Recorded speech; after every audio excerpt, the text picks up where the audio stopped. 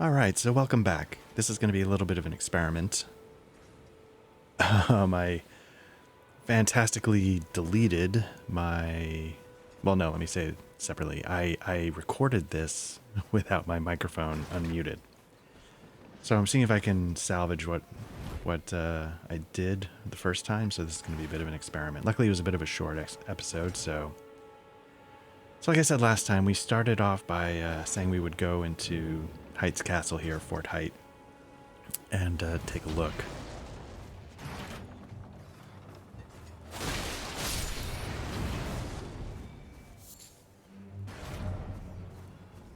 You know, this game has some really impressive, like, you know, Stormvale Castle can, you know, hold its own against some of the best, like, Souls levels.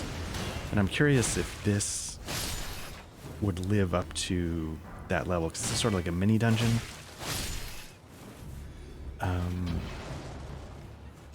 But I think it's going to end up proving to be a lot more simple and straightforward than I was, you know, I'm trying to think of what a Souls equivalent would be, this sort of mini level, and I'm having trouble thinking of one, given how past Souls games... I've never played Sekiro, so maybe there's examples there. Well, I take that back. I have played Sekiro, just not a lot. The fact that it hinged so heavily, or it seemed to, at least in my limited time with it, on parrying, I just... It's not maybe that I couldn't get it, it's that I wasn't motivated to.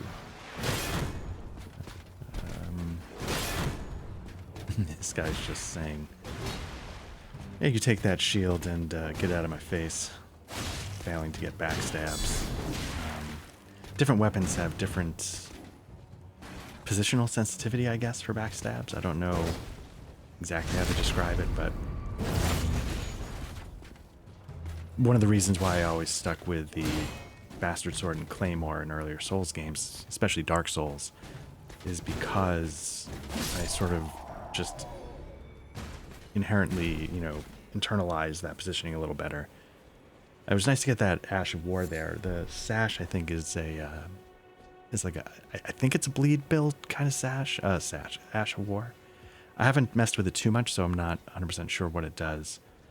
Because what ends up happening is I start with this. Actually, to be honest with you, in my PS5 playthrough, I think I started as a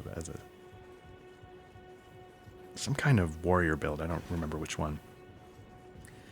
But when I've played, you know, a samurai, you know, I usually stick with unsheath, and maybe I'm, you know, limiting myself, but I stick with unsheath, and then I just jump to the curved Bloodhound Fang sword, and that has a Ash of War sort of that you can't undo. So here's one thing, you know, like sometimes, you know, as much as you have like the finger butthole messages on the ground, you also have messages that are just outright lies.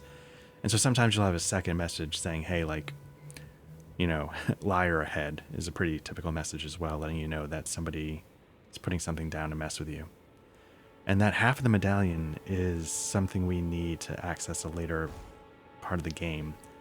Activates an elevator, and I was trying to remember if there's two halves of the medallion, or if there's two halves of the medallion, but there's also like two halves to a secret medallion or something. That opens up a second option. This was the guy who's taking shots at him down on the ground. Thank you, sir. Anyway, what I was saying is, you know, maybe I, you know, limit myself because I don't mess with more Ash of War variety.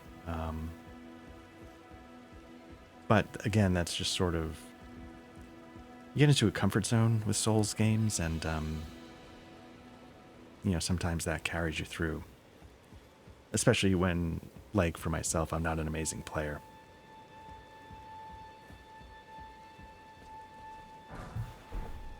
I'm checking out the ramparts because I thought I remembered a castle where you could drop to the outside, but I'm starting to think that might be in a late game stage and not Fort Haight.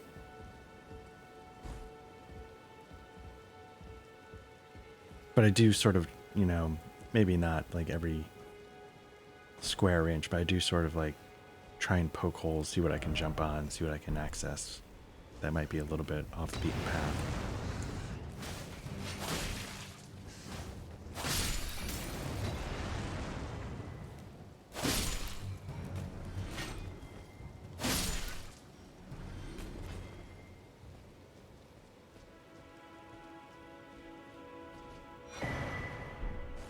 Cookbooks are always good.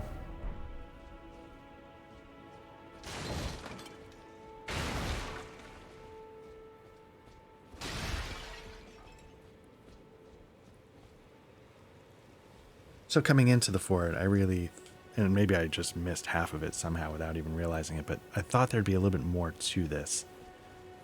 And so that's probably... disappointing is not the right word, but it just somehow in my memory, I felt like there was a little bit more complexity to clearing the fort.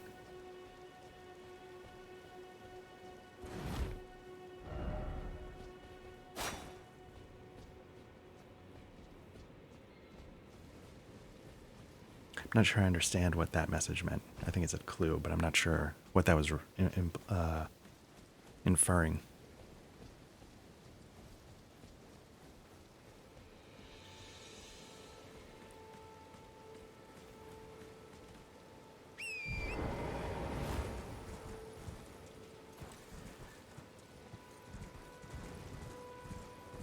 So with that done, it's probably good to go back to Kenneth Haight and see what he says in response.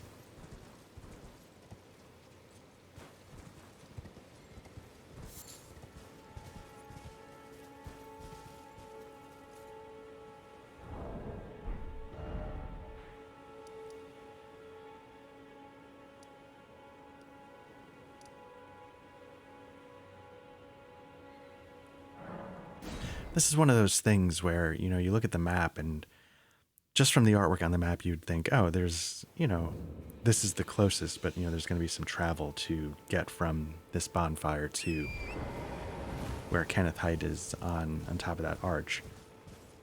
And then you come, you know, on horseback out from the church, you take a look around and you realize it's basically right there. And I think the same thing, something I can't remember in Oblivion, but it's definitely something I experienced in Skyrim, where you look at the map and you've got this farm and then you've got that windmill marked, and you fast travel to one and you realize they're almost on top of each other in real life. Well, real life, you know what I mean, in game. You know, the map makes it feel bigger, and then you get to it and it feels a lot more compressed. And in Skyrim, it's a little bit weird because there's so much stuff on the map that it almost feels... I don't know how to describe it. It almost feels like everything's tripping over each other. Like, you know, like the caverns are right next to the fort, which is right next to the peak, which is right... And you're like, okay, man, there's like 8 things and that I could hit with a rock if I stood here. Let's see what Kenneth has to say. I've been waiting for you with bated breath. Did you manage to recapture my fort? Oh, excellent news. Just wonderful. And the knight's dead to boot. Well done, my friend. Well done indeed. I knew I was right to trust you. Now, here's your reward, as promised. Go ahead. It's all yours.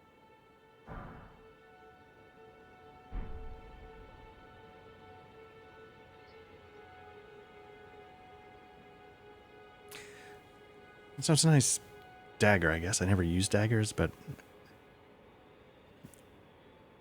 guess it's something. I kind of wish they had like like an emote for like disappointed bellhop. You know, so you sort of give the face that like a bellhop at a 5-star resort gives when you hand him over a stack of 3 Washingtons and you just brought your bags like 10 floors up. I'd love that to have that in this game, even if they gave you something good. Like I found really useful just to have that sort of resting, disappointed bellhop face.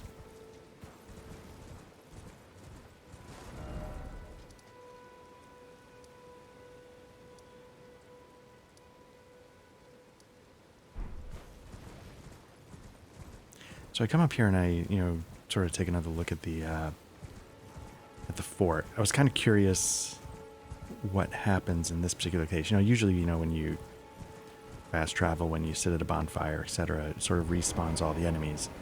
And so I was kind of curious in this case, given that there's a narrative purpose to these enemies, what would it do? And it was interesting to find that even though there was nothing unique about most of the enemies in this location, they did not respawn.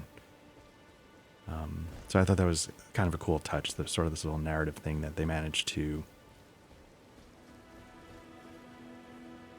add some permanence in this case, because it made sense for the story going on. But then I also realized that I did not exhaust Kenneth Haight's dialogue options when I spoke to him on the bridge, so we need to head back and see if he has more to say, see if anything he says, sort of advances his quest, advances his location.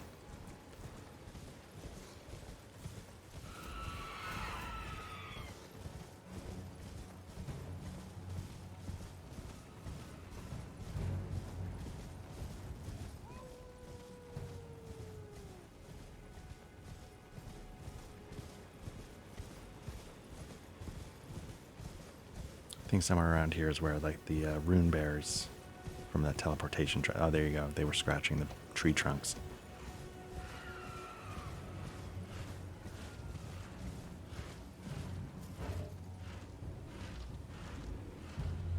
I wonder how tough they would be to fight at this level. So I come over here and I sort of, take the long road to get to the entrance, but there's something here sort of that I'll show you. I mean, again, it's stupid. These videos are approaching you like you've never heard of this game, or you probably haven't, played any of it, but I'm sure everybody knows about this. But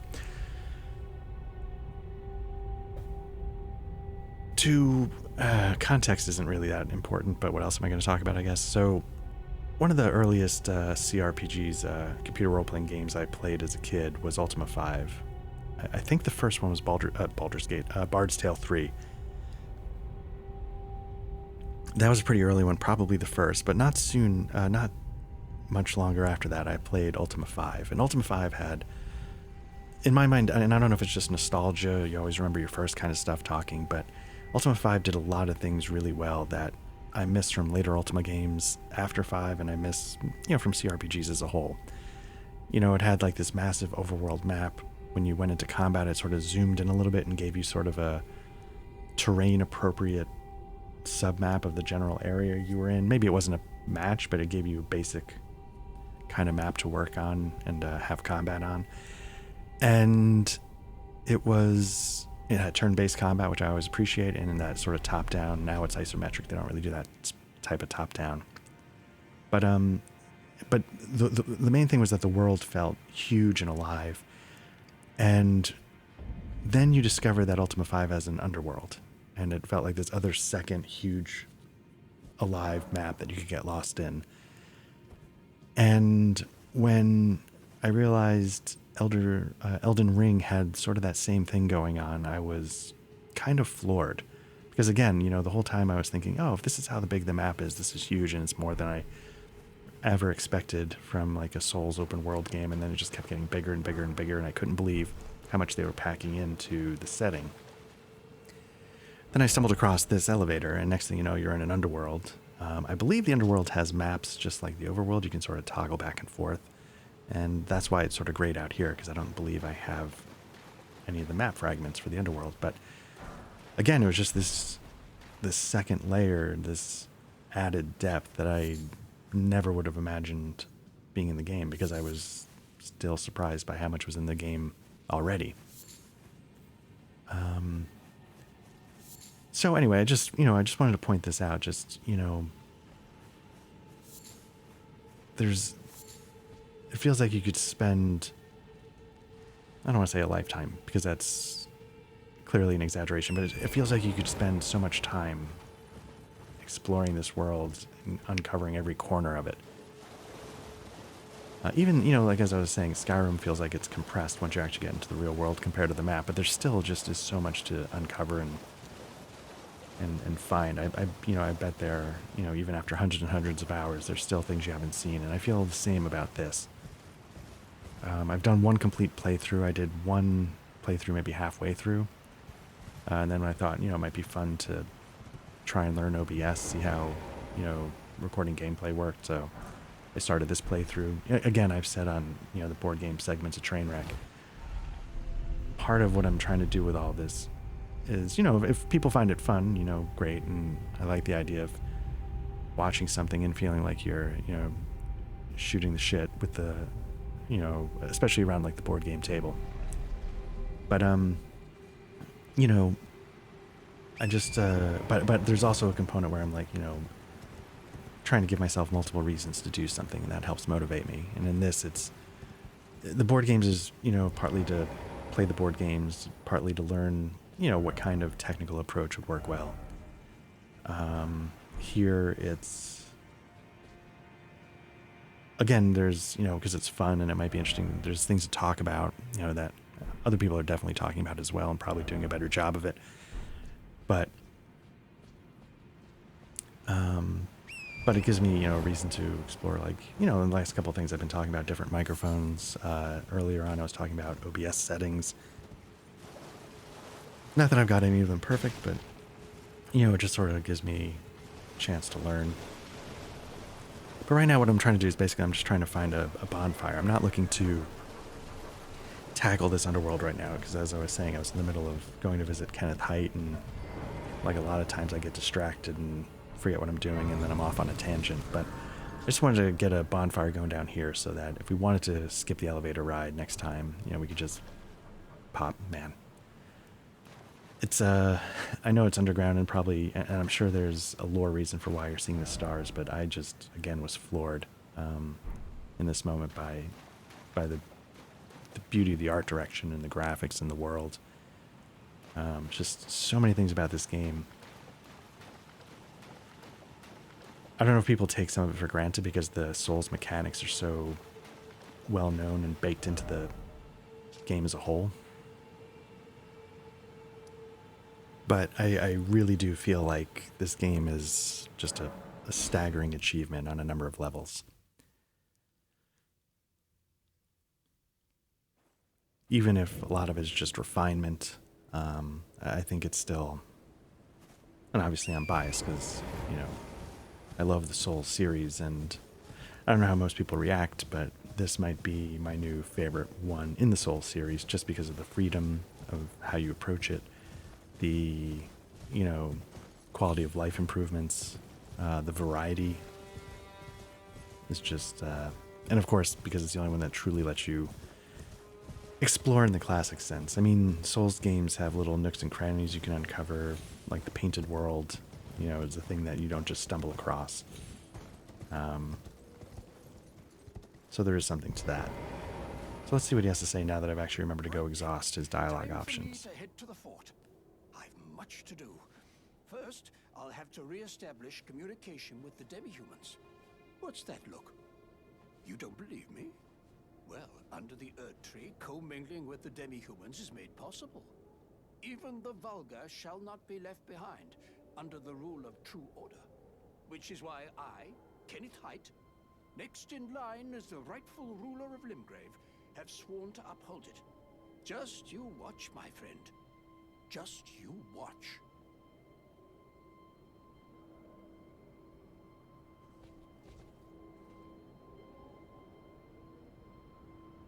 Again, I should really make sure I've exhausted his dialogue.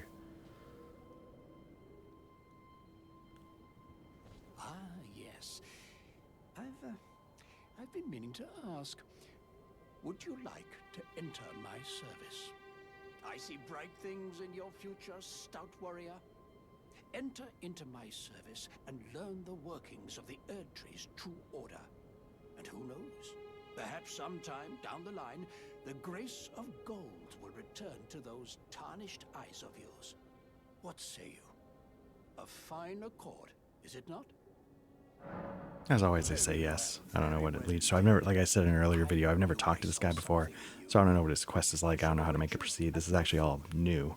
We shall hold a ceremony for your knighting there, I think. I see great things ahead of us. We are truly by the Erd Tree blessed. Right then, I've much to do. Right then, time for me to head to the fort. I've much to do. So a couple things. Like one, he starts off like, oh yeah, we need to commingle. He's not treating the demi-humans, but then he calls them vulgar. So I guess the true colors revealed there. The other thing is I might in real life start adapting his pattern of like talk about yourself in the first person, then, you know, I, comma, Kenneth Haight, switch to the third. I might start doing that in real life and just see how long it takes before somebody just straight up punches me in the face. I, comma, train wreck, comma, need a drink. Okay, so we finally, you know, advanced his quest, so we can come back here to the fort and see how it proceeds. So again, the enemies were gone last time, and now it looks like we got the demi-humans in here. And I was kind of curious, like, would they attack? Because he was talking about, you know, commingling, but then they come after me. And, oh, I didn't know it had that attack. Sort of that 1-2.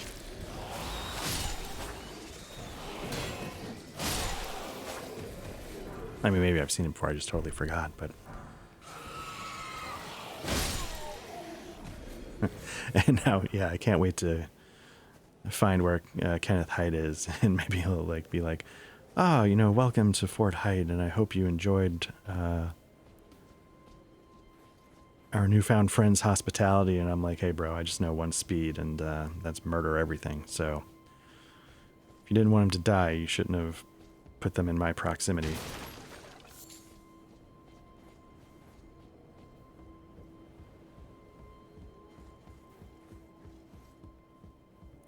See if he even acknowledges, you know. My guess is that, well, I mean, I don't think he did. Ah, you, is it? I suppose you must have seen it by now, yes. The sorry state of my fort? Oh, indeed, it is a foul fate for a land to be without a ruler. One must be found, with haste, and not that awful Godric, but a true and stalwart lord of the proper lineage to take the reins of Limgrave. I'm sorry to have lifted your hopes, but I haven't the authority to raise you to knighthood as things stand.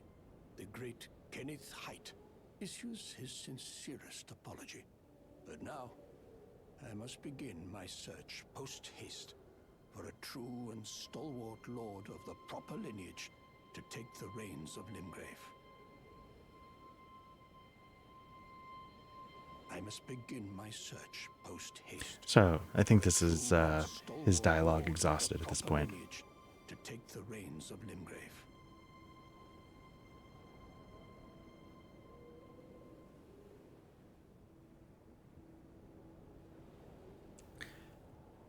But there's sort of something interesting going on here. You know, like when we first talked to him, he was really going after, he was really bad-mouthing. No, did I? Okay. He was really bad-mouthing, you know, the people in Stormvale Castle. And he seems to be sort of bad-mouthing the current royalty, the current people in charge. And, you know, what you had here is you had demi-humans outside initially getting attacked by sort of royal-looking guards. And you kind of can start to piece together this narrative that, you know, I don't know if Stormvale Castle got wind of his bad-mouthing, but, you know, for some reason they decide they need to come here and stake claim and force whatever it is they're going to do. Maybe we can check out this, the Wolf PC quest. Anyway, so, you know, they send their soldiers. The peace with the demi-humans that they live sort of at peace with in this area, you know, that gets disrupted by the presence of the royal guard. Kenneth Haight gets banished. He gets upset. You know, you help him clear it, regain the castle. And by doing that, you have to basically kill Stormvale's representatives. You're not necessarily dealing with the demi-humans. You're killing the guards. And so you clear the path for him to come back and take control. And but he still has unfinished business. You know, he realizes that just taking back the fort isn't the end-all be-all answer. So I think I end up having some difficulty finding the wolf. I don't even...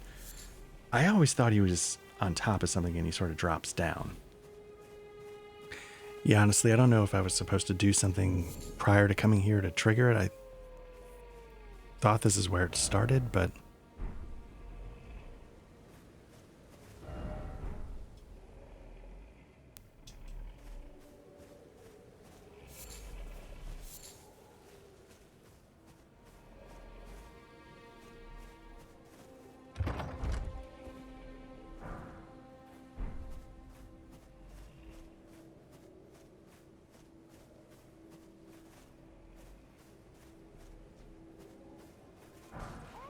like that howling is what makes me think.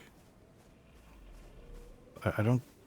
I mean, maybe it could be just wolves, but I think the NPC is some kind of like half wolf or something. So that audio cue is making me think I was definitely in the right area. Obviously, the icon's on the map. And again, you know, in my head, I always... Maybe he jumped down from somewhere. I don't know exactly what I was thinking looking up, but I thought there was some element of height involved. I was hoping, actually, the messages might clear it up for me a little bit, but wasn't the case. So I figure, you know, I can see if I can sneak past this bear, get what's down there, and get out.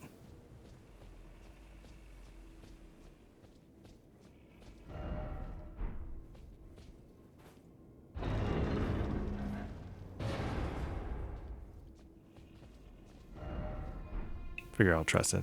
Don't bother rolling.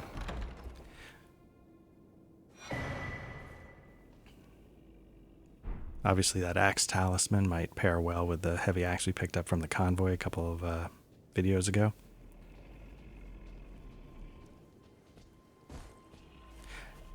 Yeah, I know, and I think I've seen people do runs in Dark Souls where they two-handed like the great axe, and just once you boost it up, at least in the first Dark Souls, they were sort of just carving through stuff.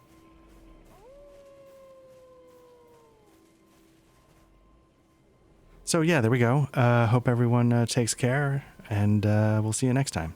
Thanks again. Bye-bye.